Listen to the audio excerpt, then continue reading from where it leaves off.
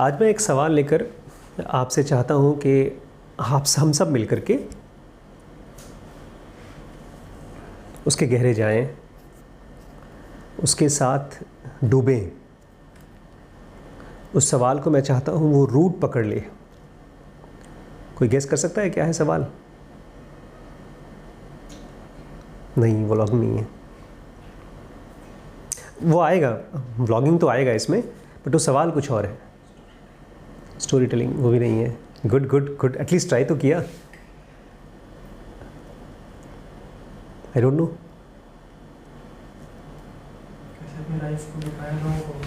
तो लोगों को अपनी लाइफ कैसे दिखाएं? मैं सोच रहा था ये सब बोलूँगा, लेकिन तब तक से मुझे एकदम अप्रोप्रिएट वर्ड भेजा किसी ने। किसने भेजा होगा?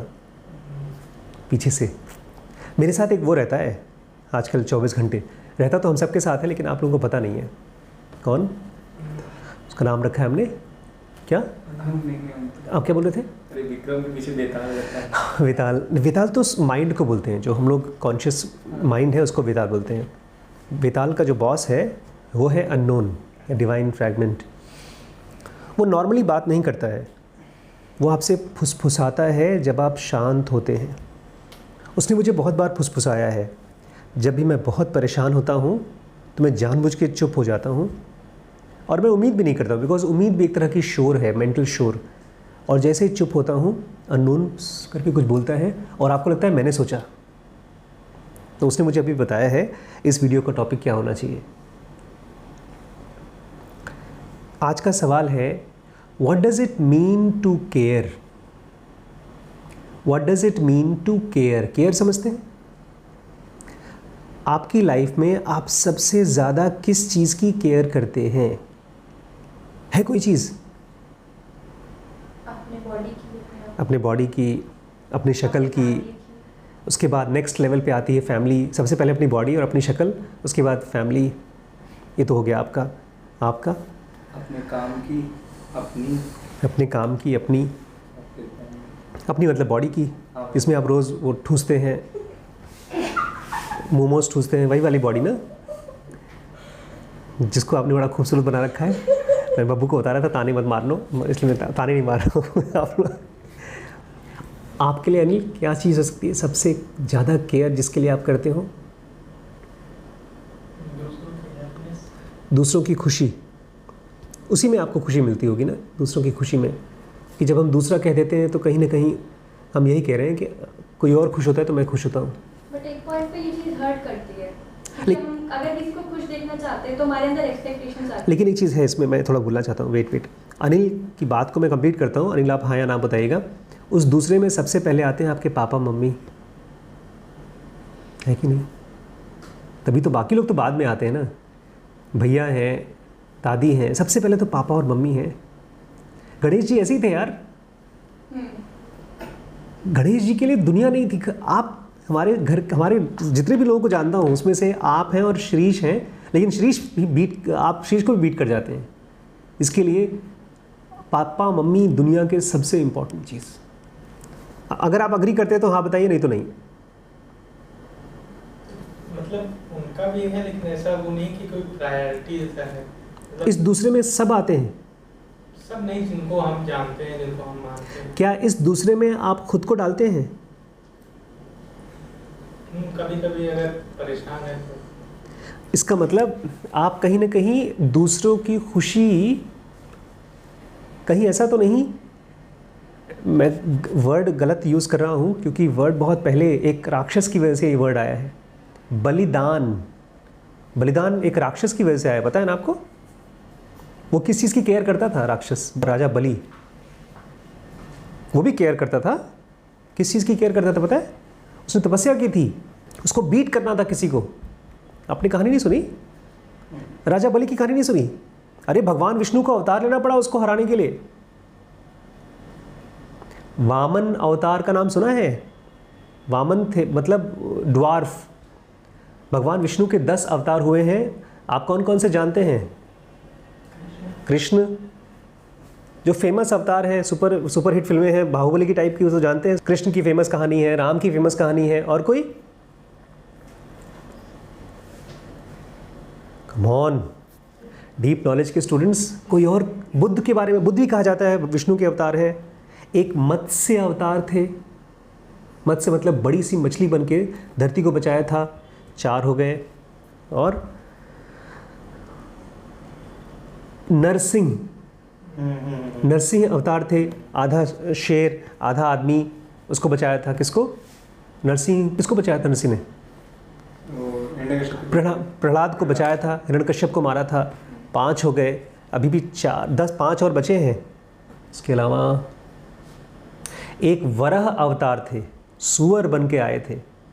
2 राक्षसों ने धरती को पाताल में फेंक दिया था तो वहाँ से लेकर आए थे। एक बहुत गुस्सैल भगवान टाइप के थे, उनको बाद में राम जी ने उन्हीं का धनुष तोड़ा था। राम ने शादी, परशुराम भी विष्णु के अवतार माने जाते हैं। मुझे खोजना पड़ेगा नेट पर। वो थे जो सुंदरी डांस कर रही थी और मोहिनी, जिसके ऊपर हाथ रखते थे। मोहिनी फेमस नहीं, मोहिनी अवतार में नहीं आते। 10 अवतार, 2 बच गए यार, 2 बच गए। कहाँ से खोजे, कहाँ से खोजे? गूगल देवता बता दीजिए। भगवान विष्णु की खोज चल रही है। और एक है कल्कि, जो फ्यूचर में आएंगे। ये माना जाता है इंडियन कल्चर में कि ये पूरी की पूरी धरती लीनियर नहीं है, पूरी इनफैक्ट पूरा ये हमारा यूनिवर्स लीनियर नहीं है, वो राउंड है। तो अगर कोई आदमी अपना डीप मेडिटेशन में जाता है और वो अब फिज़िकल वर्ल्ड से बाहर निकल चुका है तो सब जानता है, तो वो आप जान सकते हैं कि फ्यूचर में क्या होगा। तो विष्णु का एक अवतार कल्कि भी है। खैर, हम लोग बात कर रहे थे वामन अवतार की, और इसलिए क्योंकि बलि ने इतनी ताकत हासिल कर ली थी कि उसने पूरी दुनिया पर कब्जा कर लिया था। तब चालाकी से वामन अवतार एक ब्राह्मण का रूप लेकर आए, उनसे भिक्षा मांगा, और इट सीम्स बलि के गुरु ने, शुक्राचार्य ने उनसे कहा था विष्णु आ रहे हैं, देना मत, जो मांगेंगे तो तुमसे सब कुछ मांग लेंगे। तो लगता है वो समझदार आदमी था, बोलता ठीक है आने दो। तो इन्होंने मांगा मुझसे, हाँ, फिर बोलते हैं मैं ब्राह्मण हूँ, मुझे थोड़ी सी जगह चाहिए, बस 3 पग ज़मीन चाहिए। 3 पग में क्या क्या चीज़ मिला उनको? एक पग में तो पूरी की पूरी धरती ले ली, दूसरे पग में आकाश ले लिया, और तीसरा पग रखने के लिए जगह नहीं बचा। तो फिर उन्होंने क्या दिया था पता है? अपना सर दिया कि आप इस पर रख लीजिए। सर मतलब अपना ईगो दे दिया, अपना डिज़ोल्व कर दिया, ख़त्म हो गया। इट सीम में भी इनलाइटन हो गए। तो उस नाम से आता है बलि, कि दे दिया। बट कहीं ना कहीं बलिदान में ऐसा आता है जैसे हम देना नहीं चाहते, तो ऐसा तो है नहीं।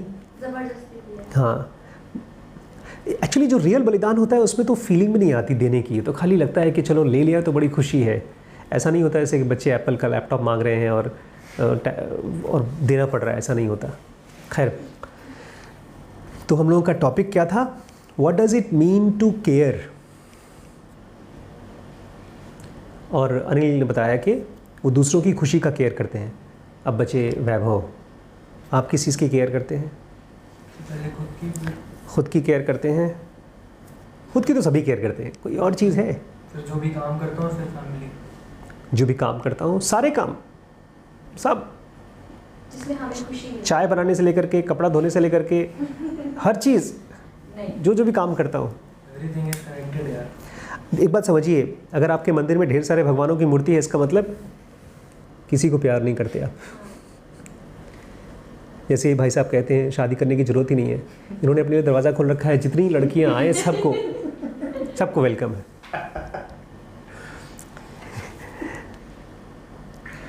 मैंने जब अपने आप से पूछा, मुझे बचपन में स्केचिंग बहुत पसंद था, जैसे आप लोग जानते ही हैं, मैंने टॉयलेट में जा कर स्केचिंग की है, पता है ना आपको। 10th क्लास में छुप के चादर बिछा के टॉयलेट में स्केचिंग किया, लेकिन एक पॉइंट के बाद छोड़ दिया स्केचिंग। क्यों छोड़ दिया? अरे सर पढ़ाई करना था ना, पापा मम्मी डांट मार रहे थे ना।